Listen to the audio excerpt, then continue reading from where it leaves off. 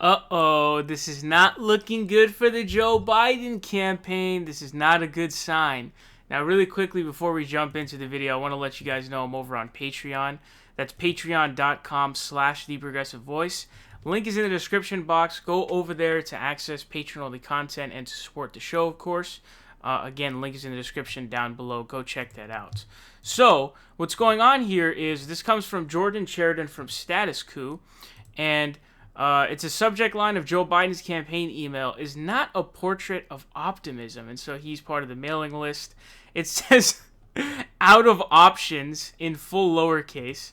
All right, it says, Jordan, we're running out of options. Since we've been emailing you all week about the importance of tonight's deadline, we were certain we'd be on track to hit our goal. But sadly, we were wrong. With 3 hours to go, we're still 2,000 donations short.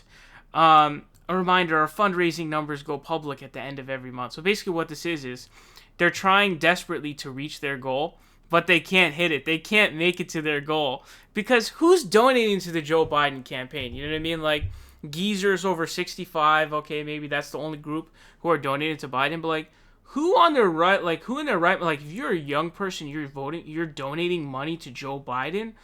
Wow, you are embarrassing, dude. What the fuck are you doing, dude?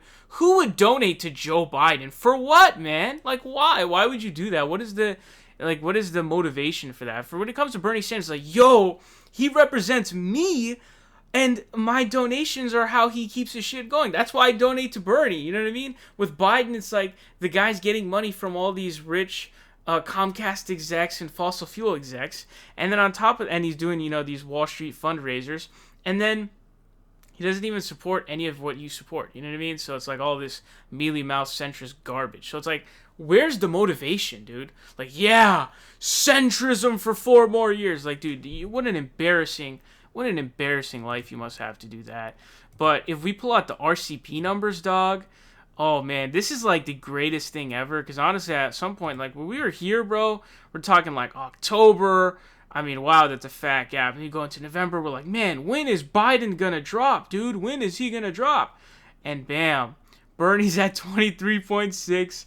Biden is at 19.2 in the aggregate. So if you don't know what this is an aggregate of all of the national polls, recent national polls. And as you can see here, Sanders +4, Economist.YouGov.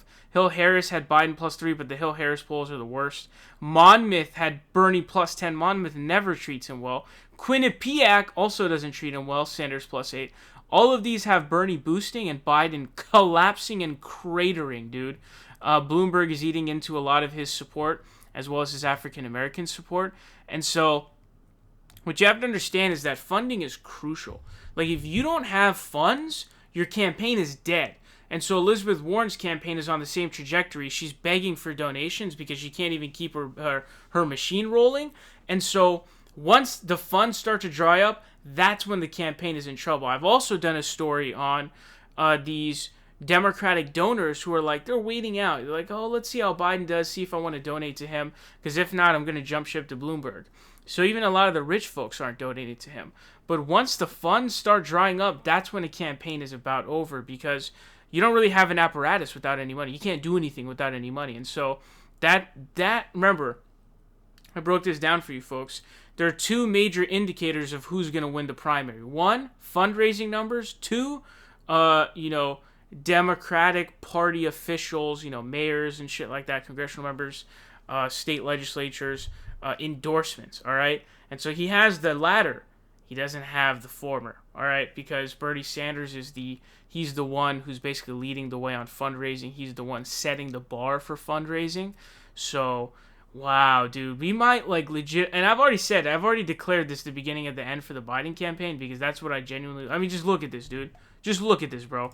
Does this look like to you, and I want you to answer with a serious answer, does this look like to you a stable fucking campaign? You're talking about going from 27.3, that's what, like a 4.9 point lead, all the way down to being down 4.4 in like 4 days?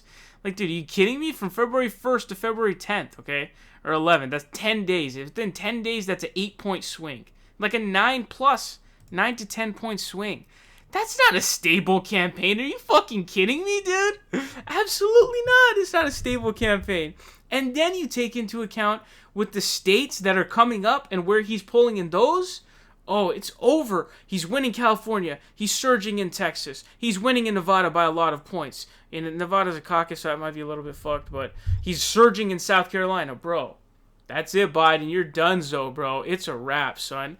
It's a fucking wrap. The only thing that could save this loser's campaign is if Barack Obama were to come in and to endorse him. That would be the only thing that could save him, but I don't know if that's going to happen. But rejoice, folks. This is the end of the Joe Biden campaign. I'm telling you right now, that's it for Joe Biden. He's done.